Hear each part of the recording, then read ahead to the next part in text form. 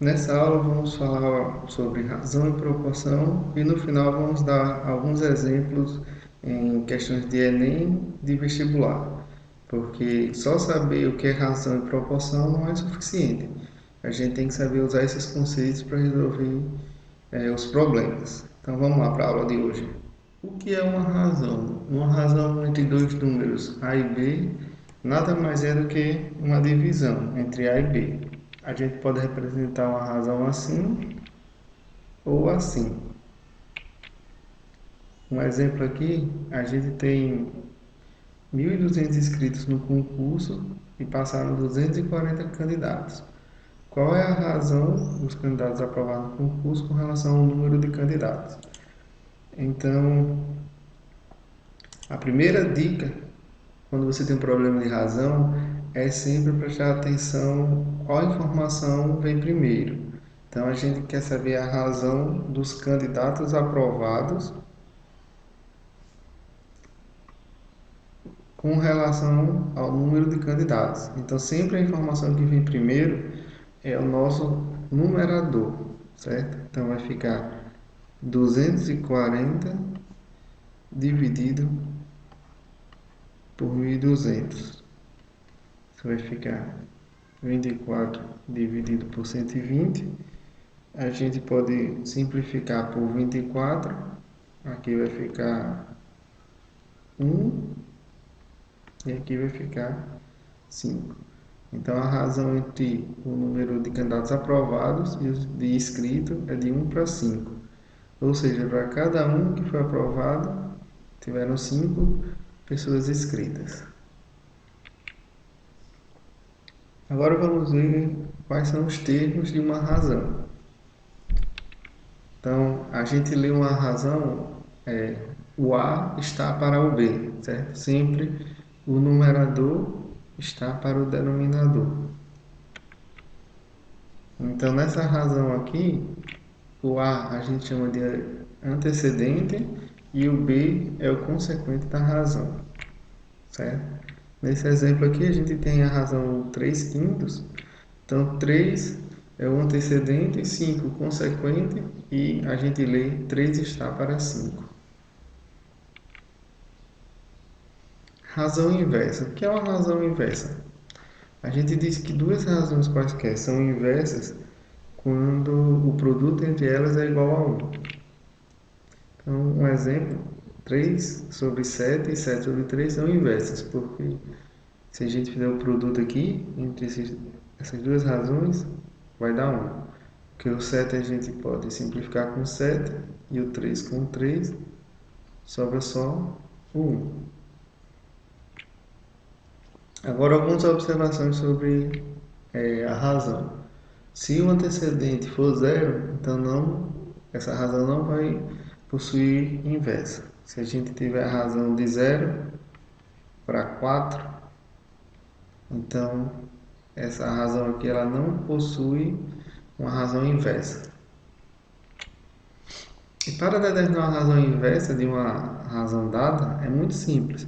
Se a gente tem uma razão dada A sobre B, para achar a inversa dessa razão, é só inverter o antecedente com o consequente. Então, a gente coloca B sobre A. Então, essa razão aqui é a inversa desta daqui. Razões equivalentes. Duas razões com uma razão quociente, ou seja, é uma fração, então duas razões vão ser equivalentes quando ela tiver o mesmo valor racional. Então, significa dizer que se eu tiver a razão 5 para 7, então para eu obter razões equivalentes a essa daqui, a gente multiplica o numerador e o denominador pela mesma constante, certo? No caso aqui eu vou fazer por 3. Então, a razão 15 sobre 21 é equivalente a 5 sobre 7, certo? E a gente também pode, ao invés de multiplicar, a gente pode dividir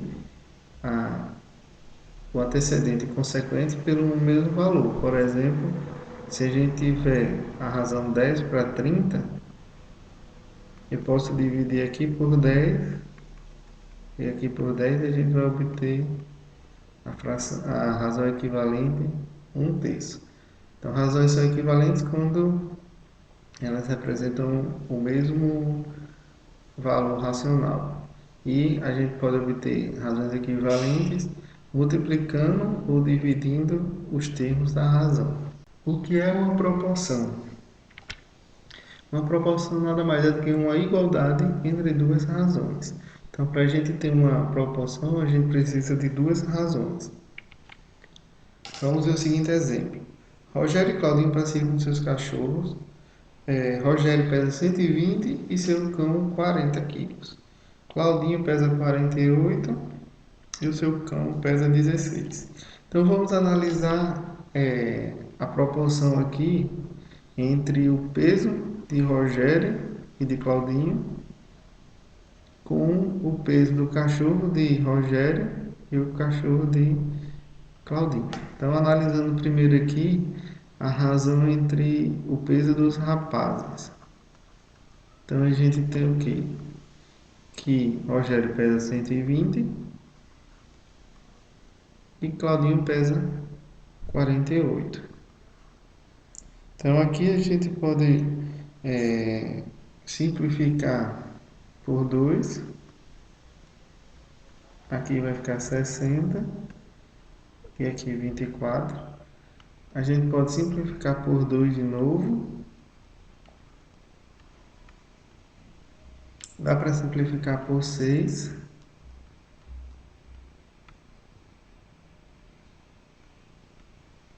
Ok? Então, a razão entre o peso de Rogério e o peso de Claudinho é 5/2.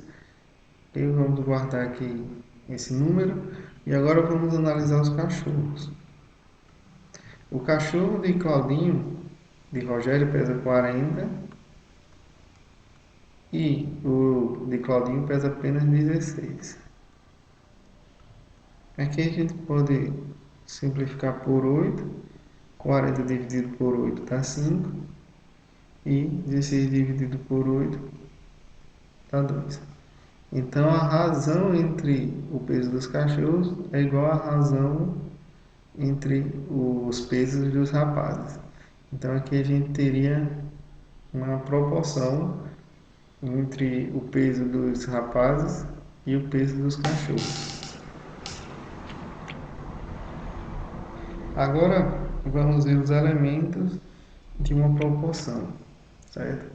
A gente pode representar uma proporção dessa forma aqui ou assim. Aí a gente lê uma proporção da seguinte forma: o A está para B, assim como C está para D, certo? Ou seja, essa razão, assim como essa razão. Então, A está para B, assim como C está para D, certo? Então, a gente diz que o A e o D são os extremos e o B e o C são os meios da proporção, ok? Então vamos fazer um exemplo. Dada a proporção, o que é que acontece? Como é que a gente lê essa proporção? 3 está para 4, assim como 27 está para 36.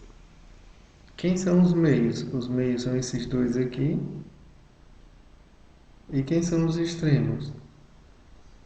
São esses dois aqui. Propriedade fundamental das proporções. Em toda proporção, o produto dos meios é igual ao produto dos extremos. Então, se a gente tem essa proporção aqui, então o produto dos extremos, ou seja, A vezes D, tem que ser igual a B vezes C. Então, vamos fazer um exemplo. Determinar o valor de x aqui para que isso daqui seja uma proporção. Mas se isso daqui é uma proporção, então vale essa propriedade. Então, o produto dos extremos, então 5 vezes x, tem que ser igual ao produto dos meios, 8 vezes 15. Então, x é igual a 8 vezes 15 dividido por 5. Podemos simplificar aqui por 5, aqui sobra 3. Então x é igual a 8 vezes 3, então x é igual a 24. Então se o x for igual a 24, a gente vai ter uma proporção. Vamos fazer mais um exemplo de, de proporção. Então a gente quer encontrar aqui um valor de x para que essas duas razões aqui formem uma proporção. Então, para ser proporção, vale a propriedade fundamental. Produto dos extremos, então 5 vezes x menos 3 é igual a 4 vezes 2x mais 1.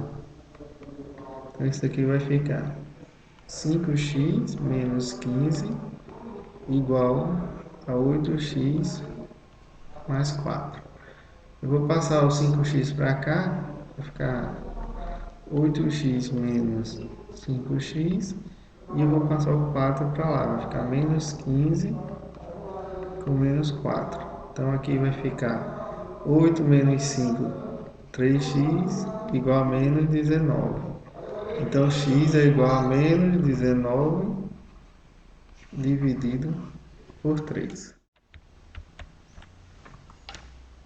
Numa salina, de cada metro cúbico de água salgada são retirados 40 decímetros cúbicos de sal.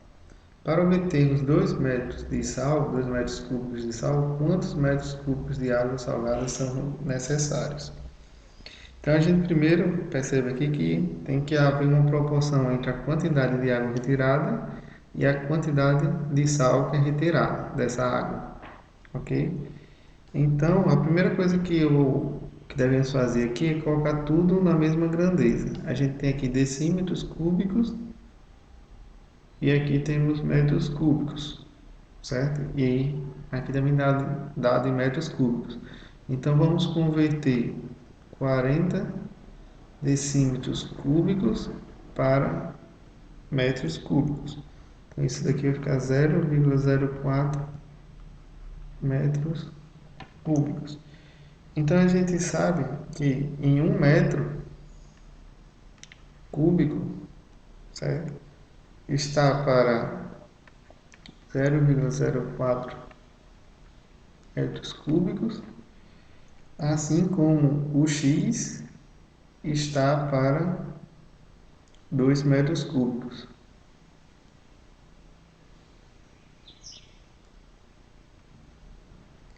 Então, a nossa proporção aqui é o volume de água retirada, no caso aqui 1 metro, que já foi dado, que em 1 metro cúbico de água é retirado 40 decímetros cúbicos de sal. Aí aqui a gente está procurando a quantidade de água salgada que tem que ser retirada, então é x dividido pelo o volume do sal, que é 2 metros cúbicos. Agora fazendo meio pelos extremos, vai ficar 0,04x igual a 1 vezes 2. Então x é igual a 2, dividido por 0,04. Fazendo essa divisão aqui, x vai ser 50 metros cúbicos. Agora vamos ver a densidade demográfica. A densidade demográfica é simplesmente a razão entre o número de habitantes de uma cidade dividido pela área dessa cidade, certo? Então, essa razão é dada da seguinte forma: você vai pegar o número de habitantes e dividir pela área desse lugar. Então, a gente tem o seguinte exemplo: na cidade de Três Corações, o número de habitantes é 30.000. Sabendo que a área dessa cidade é 100 mil metros quadrados, podemos afirmar que a densidade dessa cidade é. Então, a densidade é dada pelo número de habitantes, então 30.000, dividido pelo, pela área da cidade, que no caso é 100 mil metros quadrados. E aqui é habitantes. Aqui a gente pode cancelar esses 4 zeros, então vai sobrar só 3/10. Então isso daqui é 0,3 habitantes por metro quadrado. Outro caso de razão é a velocidade média, que é a variação de um espaço percorrido em um determinado tempo. Então, a razão para a velocidade média é a variação de espaço sobre a variação de tempo. Então, a velocidade constante para se percorrer 240 km em 3 horas deve ser o quê? Então, a razão da velocidade média é a variação do espaço, no caso o espaço é 240 km, e a variação do tempo é de 0 a 3 horas. Então vai ficar 240 dividido por 3, 80 km por hora. Então essa é uma forma especial de razão, que é a velocidade média. E agora a densidade média, certo? Não é a razão entre a quantidade de massa de um objeto dividido pela quantidade de volume desse objeto, certo? Então vai ser a massa dividido pelo volume. Então, qual é a densidade de um líquido, sabendo que 100 litros desse líquido tem 60 quilos, certo? Então, a densidade média é dada por quem? Pelo peso, pela massa, 60 quilos, dividido pelo volume. O volume é 100 litros. 6 dividido por 10, 0,6 quilos por litro. Então, essa daqui é a densidade média para esse líquido. Bem, agora vamos aplicar os conceitos que a gente aprendeu de razão e proporção. Primeiro, essa questão aqui do Enem de 2015, certo? Um pesquisador, ao explorar uma floresta, fotografou uma caneta de 16,8 centímetros, certo? Então, vamos guardar aqui essa informação, 16,8 centímetros, ao lado de uma pegada. O comprimento da caneta vamos chamar de C, e a largura de L e o comprimento de C maiúsculo da pegada, certo? A largura e o comprimento reais da pegada em centímetros são respectivamente iguais a. Então vamos lá. A primeira coisa que a gente tem que fazer aqui é a gente tem o comprimento da caneta em centímetros, certo? A gente vai trabalhar tudo em centímetros. Então a gente já percebe aqui, ó, que tanto o comprimento aqui é dado em centímetro e o L também. Então a gente não vai precisar fazer nenhuma transformação de unidade, certo? Então sempre que você está trabalhando com questões de razão, de proporção, é sempre interessante você colocar o problema nas mesmas unidades. Então a gente observa aqui que todos já estão na mesma unidade, então em centímetros, certo? Então observe que na fotografia a caneta está medindo 1,4 centímetros, certo? Só que o seu tamanho real é 16,8 centímetros. Então a primeira coisa é a gente encontrar o padrão, a escala que foi usada. A escala, o que é a escala? É o tamanho no desenho, certo? 1,4 centímetro dividido pelo tamanho real do objeto, que no caso aqui é 16,8 centímetros. A gente pode cancelar aqui.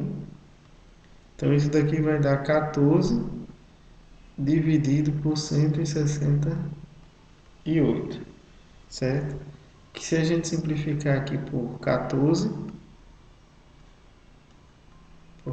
vai dar 1/12.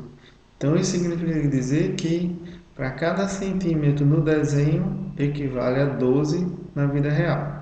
Então, agora vamos usar essa mesma escala para encontrar o comprimento e a largura. Como aqui ó, ele pede a largura primeiro, então vamos fazer a largura.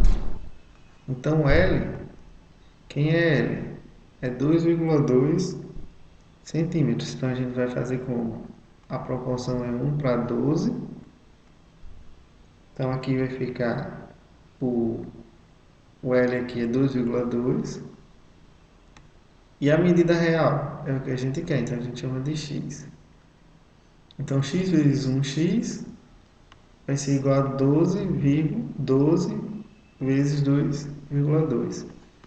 Então x vai ser igual a 26,4 centímetros. E agora vamos para o comprimento. Vamos calcular o comprimento. Então a gente usa a mesma escala. 1 está para 12. Assim como o comprimento, 3,4 está para t. Multiplicando meio pelos extremos, t vezes 1t vai ser igual a 12 vezes 3,4. Então, t vai ser igual a 40,8. Então, a alternativa certa é 26,4 e 40,8. Então, a alternativa certa é a letra D. Vamos para esse problema aqui, do Enem 2014. A figura 1 representa a gravura retangular com 8 metros de comprimento e 6 de altura. Deseja-se reproduzi-la numa folha de papel retangular com 42 centímetros de comprimento e 30 de altura, deixando livre 3 centímetros em cada margem. A reprodução da gravura deve ocupar o máximo possível da região disponível, mantendo-se as proporções da figura 1. A escala da gravura reproduzida na folha de papel é... Então, a gente tem um problema aqui de proporção. Então, a primeira coisa que a gente tem que fazer é colocar tudo na mesma unidade. A gente tem metros e centímetros. Então, vamos converter tudo para centímetros.